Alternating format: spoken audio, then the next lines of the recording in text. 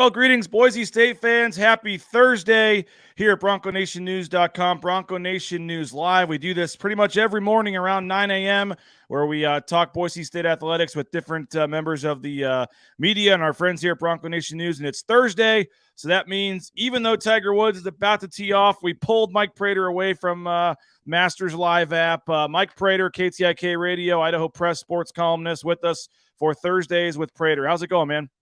I could skip Tiger's first two holes just to hang out with you on a Thursday, BJ. So let's do this. I don't pay you enough for that, man. If you would have, you had the excuse about the dentist. I wasn't sure how true that was when you were trying to get out of it yesterday, but you are here and we appreciate it. What a day, man. You got the Masters starting. You got opening day today for baseball. Me as a longtime Cardinals fan, I got it. Where is it? Oh, right here, Mike. I got to be honest, for the first time in 11 years, I pulled this out of the closet today. The Albert Pujols is back on the Cardinals, man. I had nice. Literally had that in my closet for 11 years or 10 or whatever it's been since he's been gone. I found it the other day. So nice. Pretty cool for me. But opening day, the Masters, you had the national championship a couple days ago. I mean, for a sports fan, early April in particular this week, though, this is as good as it gets. And don't forget the big Boise State teams. We can't wait for the big news too, BJ. So all kinds of crazy stuff happening today. So it's April's a great sports month. This is a great sports week. And we got a lot of Boise State football to talk about as well. And the spring game on Saturday, obviously, is a big one as well. And, waiting for that announcement, 2 o'clock, I believe. And so looking forward to talking about that. I know 3 to 6, you and Johnny will be all over that today on 95.3 FM. You can listen on their app, the KTIK app, KTIK.com as well. And, Boise State put out about a 30-second teaser video last night, Mike, that there's an announcement coming today, and that's basically all we can say about it at this point. So listen to their show this afternoon, and then me and Jay will talk about it on our show tomorrow morning. I'm willing to break the news. I mean, I got the scoop this morning. I mean, they're just waiting for the concrete to dry and the bronze to get figured out. But it's a Kellen Moore statue, right? We've heard some of the, it wouldn't surprise me. We've seen we've seen that they're switching to Adidas or Under Armour. We've seen the baseballs coming back. We've seen they're moving to the AAC. We've seen all kinds of different things out there. So Andy Hill is asking, any idea what Boise State is announcing today?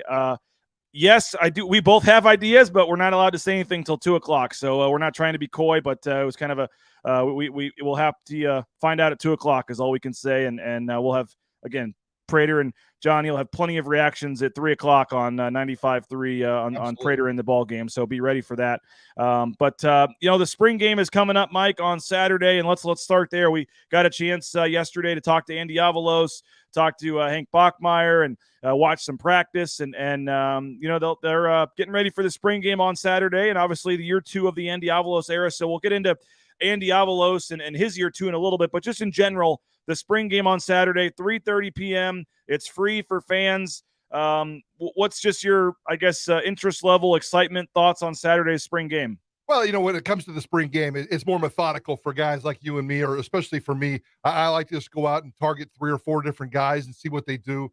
There seems to be a lot of attention on Austin Bolton, whether he can make this transition from no catches to being a contributing member of the wide receiver room. You certainly want to see some of the backup quarterbacks. After seeing Sam Bidlack in practice the last couple of weeks, I'm excited to see if he gets any kind of reps, the backup, maybe even third string quarterback. But I'm really intrigued by his arm. He's a little dude, but he's got a big arm, and I'm excited to see that. Maybe see a little Taylor Green, although we've seen him before in the spring situation, and he's come through. So just you go in with your list of names and people you want to keep an eye on, and I like the middle of the defense and see what's going on there and what kind of rotation they have with the depth, because I'm really concerned about the depth at linebacker. But I'm excited for Saturday's spring game. It should be fairly decent weather. It's the first time in, almost 20 years that they haven't charged. It's free. Back in the day, it was always free. I remember doing this show several years ago when Dan Hawkins wanted to raise the price from $0 to $5. We did the whole show for a week. The fans were outraged. $5 for a spring game. Are you kidding me? Well, it's free again this Saturday. Should be a decent weather. Lots of storylines. I can't wait for spring game. Yeah, they tried having that concert one year after the game, and it rained the whole time, and they've tried some different things. But, it's free this year. 3:30 p.m. is the start time, and then I think after the game, fans are going to be welcomed down on the blue. So we're getting back to a little sense of normalcy here in terms of moving past, because even last year's spring game was socially distanced because of COVID, and then the year before that, I don't think they had one. Yep. It should be hopefully we're talking about opening day and the Masters and the spring game. Hopefully we're continuing to move a little more, into the second year of the fan, as you would say, Mike, a little more back to normal here. Yeah, my Cincinnati Reds will be eliminated by Saturday, so all focus will be on Boise State spring football. I like the Cardinals for one reason this year. They get 20 games each against the Reds, Pirates, and whoever else. It is interesting. Nice, DJ. Be nice to me this season. My wife actually is going to opening day, and she chimed in with a comment here somewhere. There she is. Happy opening day. My wife's actually in St. Louis, and I'm jealous that she gets to go. But let's hear from Andy Avalos. You and I both asked him a question about the spring game and what he's looking forward to seeing and hope to accomplish on Saturday. Yeah, so there's always something on the line. There's competition. So the winners are going to get to put a nice knife into a steak and have a nice meal. The losers, they don't exactly have to eat a hot dog, but it will not be a steak. It will be a hamburger. Either way, everyone's going to eat good for working hard this spring. What we want to see the most is guys compete on Saturday. Guys build off of the first two scrimmages. From the standpoint of really being able to lock in with a certain consistency and compete and do their job. How is this year's spring different than last year's? The competition's way different. The way the guys are competing and they're leading it. It's there's a certain standard that is understood now on how we're going to operate every single day, not just on the practice field, but in the meeting rooms. How attentive they are in the meeting rooms, how they're taking notes, how they're learning, the extra time they're putting in, and how they're having fun doing it and working together is way different than it was last year. What are your expectations for Saturday? What are you specifically going to try to accomplish? To build off of the things that we learned from the first two scrimmages. We want to see it go back and forth. It needs to go back and forth between offense and defense. But how players have the confidence to handle the pre-snap, their assignments, their responsibilities, how they communicate together, how they respond from a play that maybe didn't go well, how they respond from a play that did go well and keep that momentum going and see them be able to put it together throughout all the situations that are going to pop up in the scrimmage. And Joel can hit those situations with you guys because he is the commissioner of the scrimmage and he decides what the winners get to eat and all those things. So he's got a list of the scoring system and the rules that will be put into place and a little bit of the situational stuff that will be implemented into the scrimmage to ensure that we hit certain things. And it's a little bit funner too. We'll play a game called Lockout in the red zone that you guys will get to see that we'll put in the second quarter of the scrimmage. Well, there's Andy Avalos, and talk about the different scoring. It's pretty much a traditional scoring. The defense can get points for sacks and takeaways and things like that, Mike. But there's been years where they haven't had enough players. I've been out there where they couldn't even do a regular type scrimmage because they didn't have enough players, and they did have a lot of guys injured going into spring ball. But I guess it's nice to hear that it's going to be a traditional offense versus defense. And yeah, there was one year Brian Harsin did it where the losing team, I think it was one of the Brett Rippon years, the losing team got hot dogs and the winning team got a steak dinner. So he said, we're not going to go that drastic. Everybody deserves a nice meal for working hard this spring. But he did say a nice knife into a steak. So I don't know if it's the nice steak or the nice knife that you get from it. But there is a little bit on the line on Saturday.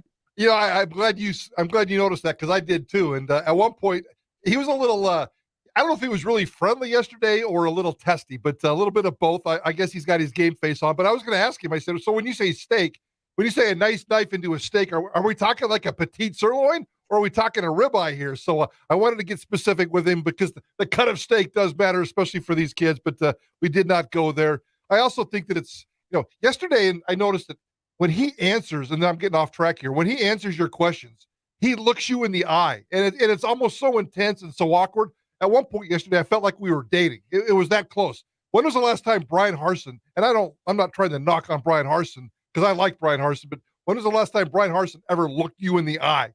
So it's kind of appreciative that he does it, and he kind of locks in, and you can feel his intensity. And I know he's going to be fired up for Saturday. He said the competition word yesterday about 10 times. And that's pretty natural for a coach, but he's really, really, really pushing this competition thing. And I think we're going to see a lot of rotations, a lot of different players, a lot of depth getting in there and getting chances to play some football on Saturday. He's pushing competition hard, BJ.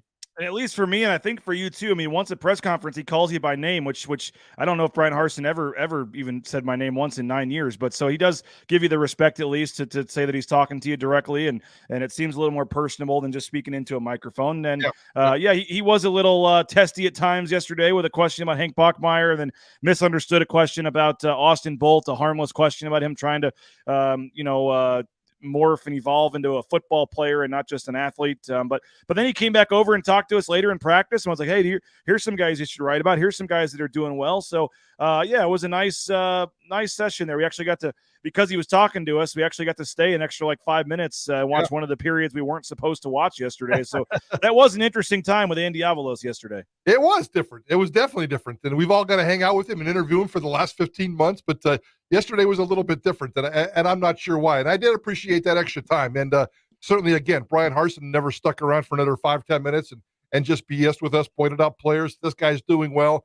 I mean, he even threw out some, that guy's kind of banged up. So, some basic general injury information that's not going to impact anything in the season. So it was pretty harmless information, but he was sharing it, and it was kind of fun. It was kind of nice. And we certainly appreciate that with access to that kind of for the media. In terms of the offense versus defense, and again, the scoring is obviously done kind of weird, but usually early in camp, whether it be fall camp or spring ball, the defense starts out on top, and then the offense gets it going. We'll see a healthy George Holani out there. We'll see, but he did say he's not playing a lot in the scrimmages because there's no need to have him be tackled on Saturday and hurt his knee or something going into the summer. So I think we'll see a lot of Ashton Genty and some of, Tyler Crow will probably get a lot of reps and some of those guys. Steph Cobbs, the receivers. Well, I know a lot of the O-linemen are banged up, but just in general, offense versus defense. What are you expecting to see in terms of the competition here? Well, I definitely want to see Ashton Genty. I can't wait to see this guy, a true freshman, thick. He looks like he's already a sophomore or junior. He's not the tallest guy in the world, but he's thick and he's explosive. We heard Andy Avalos talking yesterday about one explosive run play in practice, or maybe it was a previous scrimmage against his defense, which he says doesn't give up explosive run plays, and Genty had a 65-yard run. So let's see if he can blow off some. And also there's some points built in for the explosive plays on Saturday. I'm looking for explosive plays against the defense, and I'd be okay with that because I think this defense is going to be fine. I do want to see the offense have some explosive plays, whether that's a deep ball to Static, whether that's a deep ball to Austin Bolt, whether that's Genty doing his thing. Look for explosive plays. They've built in a scoring system for that. It's a point of emphasis. And the lockout series that they're going to do in the second period, a complete and total emphasis on the red zone, which was a struggle last year. I like the fact that they incorporated it. They even have this gimmicky scoring system for that lockout. If you're going to be paying attention to the gimmicky scoring on Saturday, just pay attention to that part and what they do and what they accomplish during this quote-unquote red zone period in the second period. Yeah, good luck to Bob keeping track of the score. Luckily, they'll have it up there on the screen. But, the lockout period is you start at the 15-yard line going in, and you got 4 plays. So 4 plays to either get a touchdown or a field goal from the 15-yard line, not the 10. So they kind of split the red zone a little or give you 5 extra yards on the red zone there. And I don't know if you caught this or not, but he was talking about the offensive line, and he said something about a 65-yard explosive run. So I kind of followed up, well, who had the 65-yard run? And he didn't want to say it first, and then he looked over and said Ashton. So Ashton to have a 65-yard run during one of their previous scrimmages is certainly – and we actually talked to him about this later, but just there's going to be plenty of hype on Ashton Genty going into the season, and I'm sure he's going to get some after that spring game because, as I said, I doubt George Holani gets a big workload on Saturday. You're going to see Ashton probably get a lot of action, so I'll be curious to see there, and a lot of things to the spring game. It's going to be a lot of fun. Looking forward to it. And again, 3:30 is the start time. Go ahead, Mike. Well, yeah, the one guy that I wanted to point out, you mentioned the offensive line. Keep an eye on number 71, Cade Beresford. He's targeted to be the starting right tackle. We really haven't seen him yet. He's a big, tall, thick dude. My partner, Johnny Ballgame, yesterday called him Paul Bunyan. I think that's a beautiful description of Cade Beresford. And it looks like it's going to be Ojukwu on the left side at the tackle and Cade Beresford making his debut on the right side with a lot of returning experience. So the inside part of the offensive line and Ojukwu on the left side is all beat up, like you said, but keep an eye on 71. I think he's going to be one of your offensive line rock stars when September comes here. I think he's good. I think he's solid. I think he's mature. I think he's got a smart, big, tough body. I think he checks a lot of boxes, and I'm really looking forward to number 71 on the offensive line tomorrow at right tackle. Hey, United Commercial Insurance, if you're looking to start your own business or if you already have your own business, give them a call. They can try to help you get better rates. You may think you have good business insurance rates, but one quick call, one quick visit to UnitedCommercialInsurance.com could change that for you. 229-8222. It's a local company here, big BSU supporters, but they can write policies in 44 states across the country. So any kind of liability or business insurance, workers' comp, let them take care of it for you. United Commercial Insurance, transportation compliance service as well. If you're looking to get into the trucking industry, you may think that's a weird thought, but if you're looking for a fresh start, a new career change, it's a booming industry right now. Great pay, great benefits. TCS can help you with all the permits you need and all the steps to get you out there towing that first load as quick as possible. So again, a local company, but it's a national company. They're based here in Meridian. So check them out, TransComService.com. And don't forget, if you're looking for a new dentist, Boise Dentistry Co. My kid's on the screen there. Our whole family has made the switch to Dr. Chris Meinert. And it's a fun time talking Boise State sports when you're in there getting your teeth worked on. So go check out Dr. Meinert and his staff, Boise Dentistry Co. If you're looking for a new dentist or one closer to you if you moved or something. So BoiseDentistryCo.com is the spot to go there for that. Okay, I guess we'll stick with Andy Avalos. I want to get to Hank Bachmeier too, but we've been talking Avalos, playing clips from him. Yep. Year two for Andy Avalos. The first year obviously wasn't the year that many wanted, expected, hoped for. I mean, a tough schedule played into that. Some injuries played into that. But certainly Mike 7-5 wasn't the debut that Andy Avalos wanted in year one. We're going to hear from him in a minute, but it sounds like a Mike Prater column is coming, by the way, with some of the line of questions. It wouldn't shock me to see an Andy Avalos column show up in the Idaho Press. But what's your just take on what we're seeing and the outlook for Andy Avalos and expectations going into year two?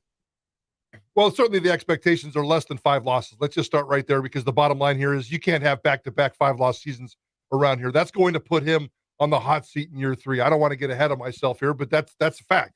If he loses 5 games again, year number 3, he'll be sitting his butt on a hot seat. So I don't expect that to happen. This roster is too good. I think he's rallied this roster and he's rallied this football team based on what happened last year. And I think, I do love to write about coaches. I like to write about Leon Rice and how they handled their business. I like to write about Andy Avalos and how he grows as a head football coach. I think he spent a lot of time last year building a culture, building a foundation, and building family love. And that's okay.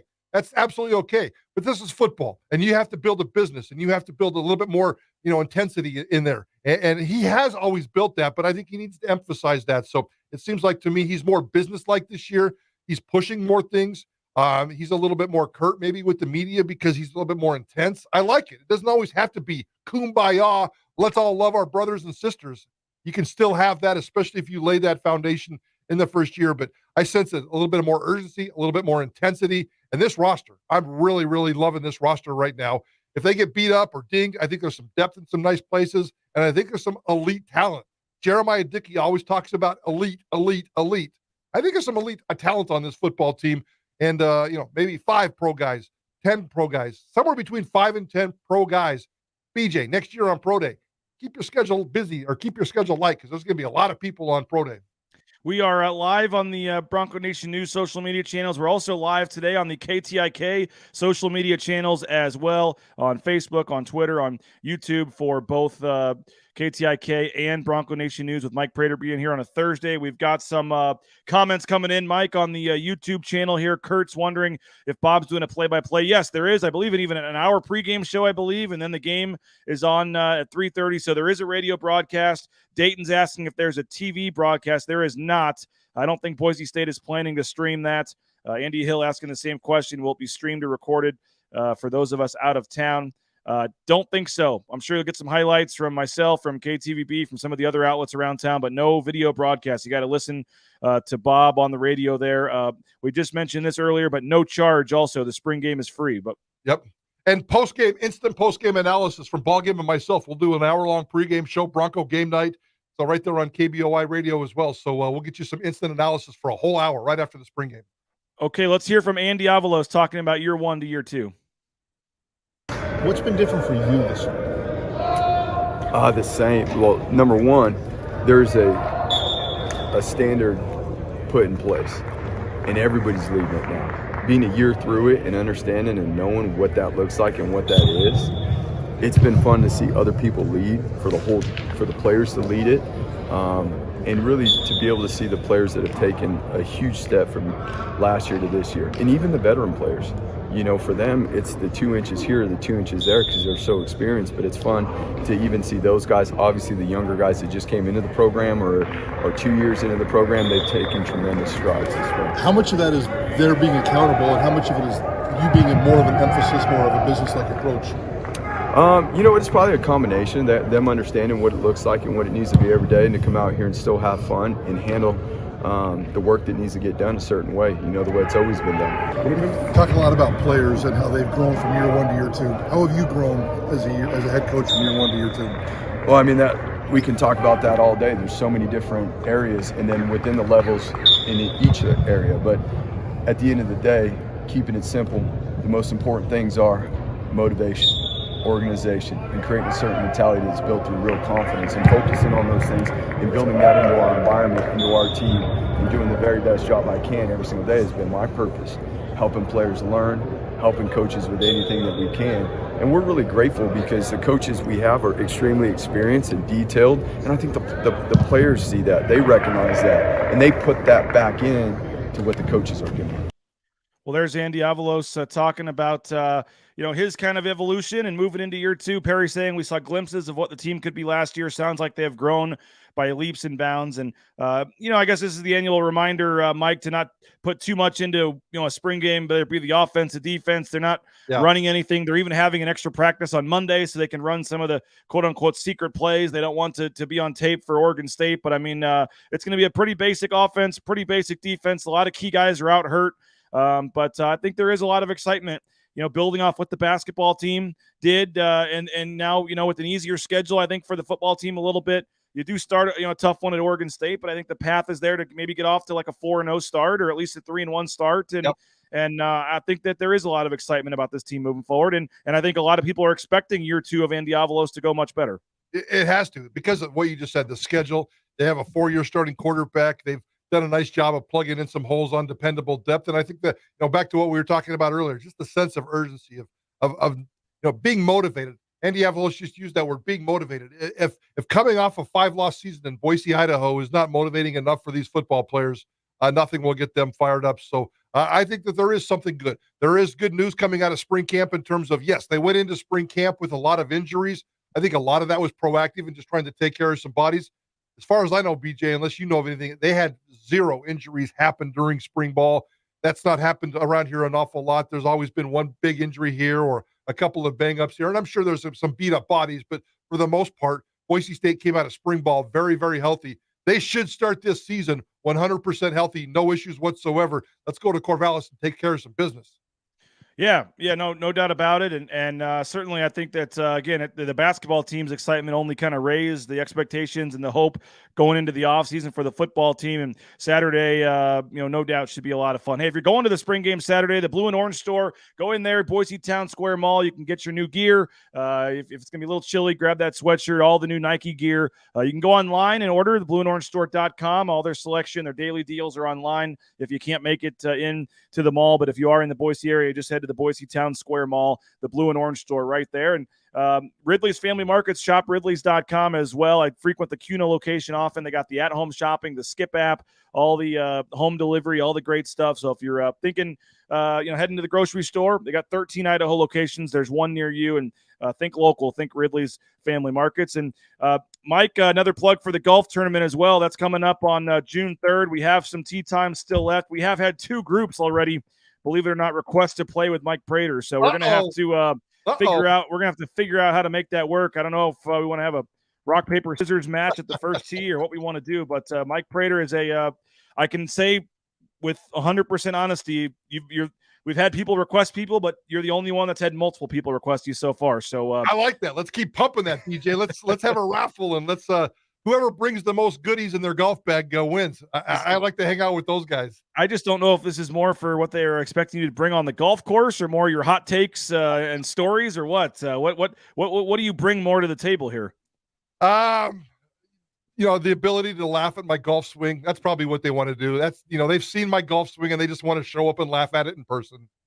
Well, it is. It says save the date, but it is open now. Just go to BroncoNationNews.com, BroncoNationNews.com, and there's a golf tournament tab up at the top of the toolbar there. You can also email me, Rains@BroncoNationNews.com. Get more information. We're donating some money to the Idaho Youth Sports Commission. We're going to donate some money to support the family of Rick Worthington. We got some great causes that we're going to help out here and have some fun times as well. We got Coach Leon Rice is going to come out and be our celebrity shot on a par 3. So you can meet Coach Rice make a donation to charity, have them take a tee shot for you. We can get a group picture of you on the tee box and meet the Mountain West Coach of the Year. We got some other basketball coaches. We got golf coaches coming out, Kalen Downs, Dan Potter. It's going to be a lot of fun, and Mike and Jay Tust, and we'll be out there. You guys are going to do the show out there that day, so it's going to be a lot of fun. Looking forward to it. And again, limited foursomes and whole sponsorships remain, so check it out, BroncoNationNews.com. Final 3 minutes.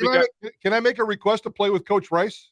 I'm sure he would appreciate that. Oh, that would be. I think we could sell tickets for that, just to come out and watch Mike you guys up, and we could make the largest donation to charity in history if we had a chance to have you guys play 18 holes together. That would be that'd be fun. For every slow growth comment I make, we could donate $100 to a local charity, right?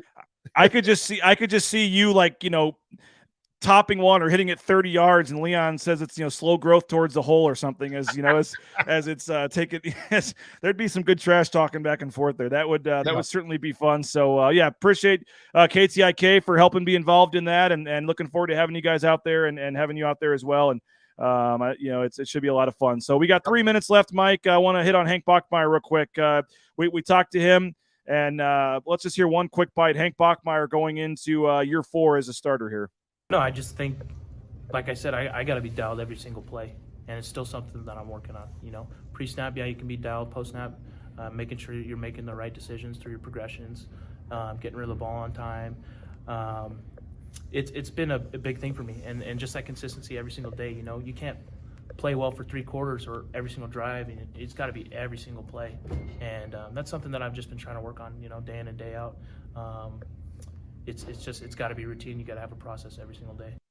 And there was more to it, but we're running out of time here. But the consistency part, that's kind of been following him for he'll have a great game and then be leading him on a great comeback and then have a inexplicable interception like at the UCF game or some of these games. And he's had the one throw. And so he's talking about just being more consistent from start to finish. I think staying healthy is a big key as well, Mike. And he played a lot of last season with a knee injury. The guy is certainly tough, but in terms of, trying to get out of bounds and not take some of those hits. And there's a lot on his plate, obviously, as he's talking about with this new offense, but just in general, Mike, in 60 seconds, what's your take on year 4 of Hank Bachmeier as a starter? And I know we joked about it last week or talked about it last week, but in your column listing, potential 10 guys for pro day next year for NFL players on his roster, you didn't have Hank Bachmeier on the list. I didn't. And I still don't think he's a pro prospect at this point. He could potentially play himself into one.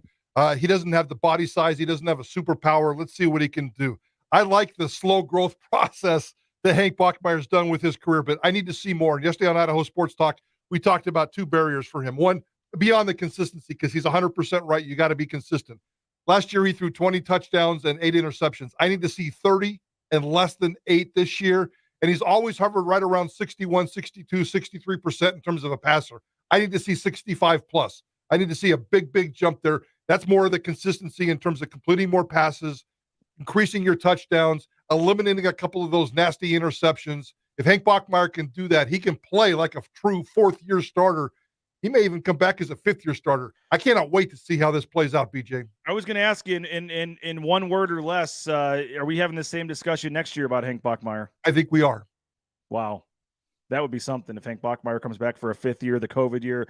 Wow. Well, again, Dakota's asking about the big announcement. A lot of great guesses out there. We'll find out 2 o'clock today is what it sounds like, or this afternoon. And Mike, you'll have full coverage 3 o'clock today with the breaking news, breaking it down, whatever Boise State announces, 3 o'clock on 95.3 FM, 1350 AM, the KTIK app, KTIK.com. You and Johnny and JP will be all over it. So appreciate your time today, Mike. Tiger Woods, apparently, according to reports, a 10-footer for par. He drained it center of the cup on hole 1, so he's off and rolling with a par, and we'll let you get back to watching that, folks. Appreciate it, Mike, and we'll be listening today, 3 o'clock, man. And we'll see you tomorrow, 4 o'clock on Idaho Sports Talk. We'll go over some more of that Boise State news. Can't wait, BJ. Looking forward to it. Thanks, Mike. He's Mike Prater. I'm BJ Rains. This is Bronco Nation News Live here at BroncoNationNews.com.